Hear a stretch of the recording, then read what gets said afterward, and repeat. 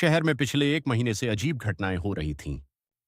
हर हफ्ते आधी रात के बाद एक हत्या हो जाती थी और पुलिस को कोई सुराग नहीं मिलता था। मारे गए लोगों में एक अजीब समानता थी। सभी के मोबाइल में एक ही अनजान नंबर से एक मैसेज आया था। आज रात 12 बजे तुम्हारी आखिरी रात है। लोग इसे मजाक समझते थे, लेकिन रात होते ही उनकी लाश मिलती थी। इस केस की जांच इंस्पेक्टर अर्जुन को दी गई। अर्जुन शहर का सबसे तेज और बहादुर पुलिस ऑफिसर माना जाता था। एक दिन अर्जुन को भी वही मैसेज आया। आज रात 12 बजे तुम्हारी आखिरी रात है। अर्जुन मुस्कुराया। अब खुद कातिल मेरे जाल में फंसेगा, उसने सोचा। रात के 11 बजकर 45 मिनट बजे अर्जुन अपने घर की सारी लाइट बंद करके छिपकर बैठ गया। उसकी पिस्तौल तैयार थी।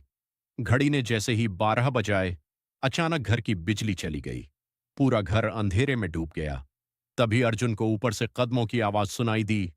ठक, ठक, ठक। लेकिन अर्जुन तो घर में अकेला था। वह धीरे धीरे सीढ़ियों की तरफ बढ़ा। उसका दिल तेजी से धड़क रहा था। जैसे ही वह ऊपर पहुंचा, उसने देखा कि कमरे का दरवाजा खुला हुआ है। कमरे के अंदर एक कुर्सी पर कोई बैठा था, लेकिन उसका चेहरा अंधेरे में छिपा हुआ था। अर्जुन ने पिस्तौल तानी। कौन हो तुम? उसने जोर से पूछा। वह आदमी धीरे धीरे खड़ा हुआ और बोला, तुम मुझे ढूंढ रहे थे ना इंस्पेक्टर? जैसे ही बिजली वापस आई, अर्जुन की आंखें हैरानी से फैल गईं, क्योंकि सामने खड़ा आदमी बिल्कुल अर्जुन जैसा दिख रहा था। वही चेहरा, वही आवाज, वही कपड़े। और वह मुस्कुराते हुए बोला, मैं तुम्हारा अंधेरा हूं और आज रात तुम्हारी बारी है।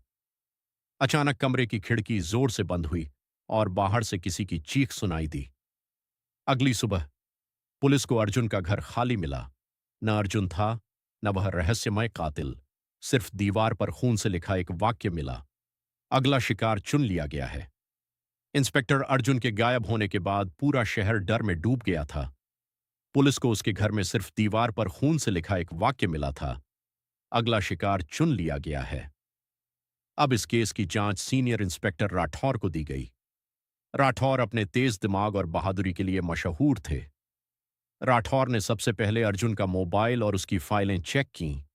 जांच करते करते उन्हें एक अजीब बात पता चली। जिन लोगों की हत्या हुई थी, वे सब एक ही पुराने केस से जुड़े हुए थे। वह केस था 10 साल पहले हुए एक रहस्यमय मर्डर का। उस केस में एक गरीब लड़के विक्रम को कातिल मानकर जेल भेज दिया गया था, लेकिन जेल में ही उसकी मौत हो गई थी। राठौर को शक हुआ कि शायद असली कातिल कोई और था और अब कोई बदला ले रहा है। रात के 11 बजे राठौर उसी पुराने बंद पड़े घर में पहुंचे जहां 10 साल पहले मर्डर हुआ था। पूरा घर धूल और अंधेरे से भरा हुआ था। अचानक उनके फोन पर एक मैसेज आया, सच के बहुत करीब पहुंच गए हो इंस्पेक्टर। राठौर चौंक गए। तभी ऊपर के कमरे से किसी के चलने की आवाज आई। टक, टक, टक। राठौर पिस्तौल लेकर धीरे धीरे ऊपर गए। जैसे ही उन्होंने दरवाजा खोला, अंदर एक आदमी खड़ा था। उसके चेहरे पर नकाब था। कौन हो तुम? राठौर चिल्लाए। वह आदमी धीरे धीरे हंसने लगा। फिर उसने अपना नकाब उतारा। राठौर की आंखें हैरानी से फैल गईं, क्योंकि सामने इंस्पेक्टर अर्जुन खड़ा था, लेकिन उसकी आंखों में अजीब सा पागलपन था। अर्जुन बोला, 10 साल पहले विक्रम को फंसाया गया था और उस केस को बंद करने वाला इंस्पेक्टर मेरा पिता था। राठौर समझ गए कि अर्जुन बदला ले रहा था। तो तुमने सबको मार दिया? राठौर ने पूछा। अर्जुन बोला, नहीं, असली कातिल अभी जिंदा है और वह आज यहां आएगा। अचानक पीछे से ताली बजाने की आवाज आई। दोनों मुड़े और दरवाजे पर एक आदमी खड़ा था। वह मुस्कुरा रहा था। राठौर ने उसे पहचान लिया। वह कोई और नहीं बल्कि पुलिस कमिश्नर शर्मा थे। कमिश्नर धीरे धीरे बोले, हां, असली कातिल मैं ही हूं। कमरे में सन्नाटा छा गया। कमिश्नर हंसते हुए बोले, 10 साल पहले मैंने ही वो मर्डर किया था और विक्रम को फंसा दिया। अर्जुन की आंखों में गुस्सा भर गया। राठौर ने पिस्तौल कसकर पकड़ ली, क्योंकि अब इस कमरे में होने वाला था आखिरी मुकाबला और घड़ी में समय हो रहा था रात के 12 बजे। कमरे में गहरा सन्नाटा छा गया था।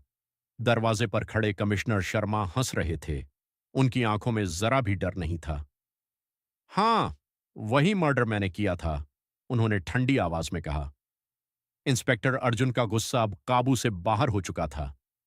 तुमने एक बेगुनाह को जेल भेज दिया, उसकी जिंदगी बर्बाद कर दी, अर्जुन चिल्लाया। कमिश्नर मुस्कुराए। इस दुनिया में सच से ज्यादा ताकत पावर की होती है, इंस्पेक्टर। इतना कहकर उन्होंने अपनी पिस्तौल निकाल ली। राठौर तुरंत सतर्क हो गए और अपनी बंदूक तान दी। अब कमरे में तीनों लोग एक दूसरे पर बंदूक ताने खड़े थे। घड़ी की सुइयां धीरे धीरे 12 बजने की ओर बढ़ रही थीं। टिक टिक टिक। अचानक कमिश्नर ने गोली चला दी। धड़ाम। राठौर तुरंत नीचे झुक गए और जवाबी गोली चलाई। कमरे में अफरा तफरी मच गई। अर्जुन गुस्से में कमिश्नर की ओर दौड़ा। दोनों के बीच हाथापाई शुरू हो गई। कमिश्नर बहुत चालाक था, लेकिन अर्जुन के अंदर 10 साल का बदला भरा हुआ था। लड़ाई के दौरान कमिश्नर की पिस्तौल दूर जा गिरी। अर्जुन ने उसे पकड़कर जमीन पर गिरा दिया। कमिश्नर डर से कांपने लगा। कानून ने विक्रम को न्याय नहीं दिया, लेकिन आज उसे इंसाफ मिलेगा, अर्जुन बोला। जैसे ही अर्जुन गोली चलाने वाला था, पीछे से राठौर ने जोर से कहा, रुको अर्जुन, अगर तुमने उसे मार दिया तो तुम भी उसी जैसे बन जाओगे। अर्जुन कुछ सेकंड के लिए रुक गया। उसकी आंखों में गुस्सा और दर्द दोनों थे। धीरे धीरे उसने पिस्तौल नीचे कर दी। राठौर आगे बढ़े और कमिश्नर को हथकड़ी लगा दी। कमिश्नर शर्मा आखिरकार कानून के हाथों पकड़ा गया, लेकिन उसी समय अचानक अर्जुन पीछे की खिड़की की ओर गया। राठौर ने कहा, अर्जुन, अब सब खत्म हो गया। अर्जुन हल्की मुस्कान के साथ बोला, नहीं इंस्पेक्टर, बदला खत्म हुआ है, लेकिन मेरी कहानी नहीं। इतना कहकर वह खिड़की से कूद गया।